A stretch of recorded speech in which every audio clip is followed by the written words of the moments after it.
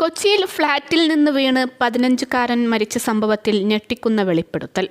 Tripunithura choice ടവറിൽ താമസിക്കുന്ന മെഹർ അഹമ്മദാണ് മരിച്ചത്. ഫ്ളാറ്റ് സമുച്ചയത്തിലെ 26-ാം നിലയിൽ നിന്നാണ് മെഹർ വീണത്. മെഹറിന്റെ അമ്മ എഴുതിയ കത്താണ് ഞെട്ടലായി മാറുന്നത്. കൊച്ചിയിലെ ജെംസ് മോഡേൺ അക്കാദമിയിലെ പഠനത്തിനിടെ 9-ാം ക്ലാസ് വിദ്യാർത്ഥിയായ മെഹർ നേരിട്ട പീഡനമാണ് അമ്മയുടെ കത്തിലുള്ളത്. സ്കൂളിലെ പീഡനമാണ് കുട്ടിയുടെ വീഴ്ചയ്ക്ക് കാരണമെന്നാണ് അമ്മ പറയുന്നത്. ഞെട്ടിക്കുന്ന തെളിവുകൾ അവർ പോലീസിനും സ്കൂൾ അധികാരികൾക്കും കൈമാറി. ഇതിനൊപ്പമാണ് ഇനിയൊരു കുട്ടിക്കും തൻ്റെ മകൻ്റെ അവസ്ഥ വരരുതെന്ന് അപേക്ഷയുമായി സ്കൂൾ വൈസ് പ്രിൻസിപ്പലിന് അമ്മ കത്തയച്ചത്. പീഡനം അസഹനീയമായതോടെ മെഹറിനെ ഗ്ലോബൽ പബ്ലിക് സ്കൂളിലേക്ക് മാറ്റി. പക്ഷേ ജെംസ് അക്കാദമിയിലെ പീഡനമുണ്ടാക്കിയ ആഘാതം ആ കുട്ടിയെ വിട്ടുമാറിയില്ല. മെഹർ അഹമ്മദിന് സ്കൂളിൽ നിന്നും സസ്പെൻഷൻ ഉണ്ടായെന്നും അതിനുശേഷമുള്ള പീഡനമാണ് മകനെ തളർത്തിയതെന്നാണ് അമ്മ പറയുന്നത്. സ്കൂൾ വൈസ് പ്രിൻസിപ്പലിൻ്റെ നേതൃത്വത്തിൽ സമാനതകളില്ലാത്ത പീഡനമുണ്ടായി എന്നും അവർ പറയുന്നു. പോലീസിനും സ്കൂൾ അധികാരികൾക്കും തെളിവുകൾ കൈമാറി. ഇതിനൊപ്പമാണ് വേദന വിശദീകരിച്ച് സ്കൂളിലേക്ക് കത്തയക്കുന്നത്. ജനുവരി 15-നാണ് കുട്ടി ആത്മഹത്യ ചെയ്തത്. മകനെതിരെ സസ്പെൻഷൻ നടപടി വന്നപ്പോഴും അമ്മ സ്കൂളിന് കത്തെഴുതിയിരുന്നു. കുട്ടിയുടെ നന്മയെ കരുതിയാണ് നടപടിയെന്ന് സ്കൂൾ വിശദീകരിക്കുന്നതെങ്കിലും അത് കുട്ടികളിൽ എതിർ മാനസികാവസ്ഥ ഉണ്ടാകുമെന്ന് അമ്മ പറഞ്ഞിരുന്നു. ഒക്ടോബറിലായിരുന്നു ഈ കത്ത് അയച്ചത്.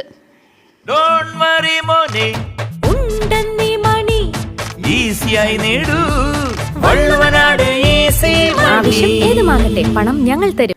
പിന്നീട് സ്കൂളിൽ പീഡനം തുടർന്നു. അങ്ങനെയാണ് കുട്ടിയെ സ്കൂൾ മാറ്റിയത്. അപ്പോഴും ആ മുറിവുകൾ താങ്ങാനുള്ള കരുത്ത് മെഹറിന് വന്നില്ലെന്നാണ് കത്തിൽ നിന്നും പുറത്തുവരുന്ന സന്ദേശം. കത്തിൽ വിശദീകരിക്കുന്നത് ഇങ്ങനെ: എൻ്റെ പേര് രചന PM. ഈ സ്ഥാപനത്തിൽ പഠിച്ചിരുന്ന മെഹർ അഹമ്മദിൻ്റെ അമ്മയാണ്. ഇക്കഴിഞ്ഞ ജനുവരി 15-ന് എൻ്റെ മകൻ നമ്മുടെ കെട്ടിടത്തിൻ്റെ 26-ാം നിലയിൽ നിന്നും ചാടി ജീവനൊടുക്കിയിരുന്നു. ഞാൻ ഈ ലെറ്റർ എഴുതുന്നത് എൻ്റെ മകൻ ആ സ്ഥാപനത്തിൽ പഠിക്കുമ്പോൾ അനുഭവിക്കേണ്ടി വന്ന പീഡനങ്ങളെക്കുറിച്ചാണ്. അവൻ മാനസികമായി ആകെ തളർന്നിരുന്നു. മെൻ്റൽ ഹെൽത്തും ഒട്ടും ഓക്കെ അല്ലായിരുന്നു. വളരെ ഭയാനകമായ രീതിയിൽ അവൻ്റെ ആരോഗ്യത്തെയും ബാധിച്ചിരുന്നു. ഇപ്പോൾ ഞാൻ ഈ ലെറ്റർ എഴുതുന്നത് ഇനി ഒരിക്കലും മറ്റൊരു കുട്ടിക്ക് ഈ അവസ്ഥ വരാതിരിക്കാനാണ്. കഴിഞ്ഞ ഒക്ടോബറിൽ ഞങ്ങൾ ഇവിടെ ഇല്ലായിരുന്നു. അപ്പോൾ ഒരു പെൺകുട്ടി എൻ്റെ മകനോട് ആവശ്യമില്ലാതെ പ്രകോപനം സൃഷ്ടിക്കുന്ന രീതിയിൽ പെരുമാറി. അപ്പോൾ സ്വാഭാവികമായിട്ടും എൻ്റെ മകൻ പ്രതികരിച്ചു. ആ കുറ്റത്തിന് 7 ദിവസം അവനെ സസ്പെൻഡ് ചെയ്തു. അതിനുശേഷം എൻ്റെ മകൻ അവിടെ അനുഭവിച്ചത് കൊടിയ പീഡനങ്ങൾ ആയിരുന്നു.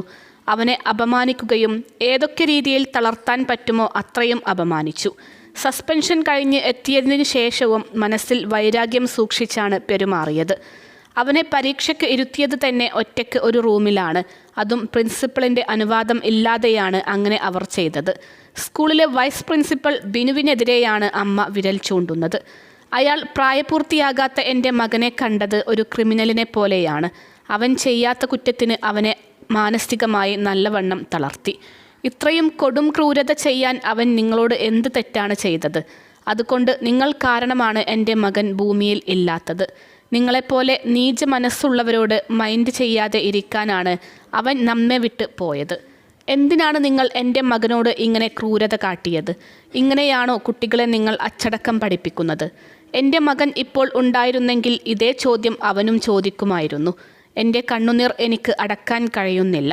അവൻ ഇതിനെല്ലാം നിങ്ങളോട് ചോദിക്കും. ബിനു, നിങ്ങൾ എന്തിനാണ് ഞങ്ങളോട് ഈ ക്രൂരത കാണിച്ചത്? അവനെ ഒറ്റയ്ക്കിരുത്തി പരീക്ഷ എഴുതിപ്പിച്ചു. അവനെ ശ്രദ്ധിക്കാൻ തന്നെ ആളുകളെ നിങ്ങൾ നിയോഗിച്ചു.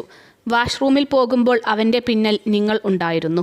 ഇത്രയും ക്രിമിനലിനെ പോലെ എന്തിനാണ് നിങ്ങൾ കണ്ടത്? ഇപ്പോൾ അവൻ ഈ ലോകത്ത് ഇല്ല. ഇപ്പോൾ നിങ്ങൾക്ക് സമാധാനമായോ? മെഹറിനെ ബാസ്കറ്റ്ബോൾ ടീമിൽ നിന്ന് വരെ ഒഴിവാക്കി. കാരണം എന്തെന്ന് ചോദിച്ചപ്പോൾ നിനക്കറിയത്തില്ലേ എന്ന് ചോദിച്ചു. അവൻ കെഞ്ചി ചോദിച്ചിട്ട് പോലും നിങ്ങൾ അവനെ ടീമിൽ എടുത്തില്ല. അപ്പോഴും നിങ്ങൾ പറഞ്ഞു നിന്നെ ടീമിൽ എടുക്കാൻ സാധിക്കില്ലെന്ന്. നിങ്ങളുടെ ഭാഗത്തു നിന്നുണ്ടായ എല്ലാ പീഡനങ്ങളും ഓർത്ത് അവൻ എല്ലാ ദിവസവും കരയുമായിരുന്നു.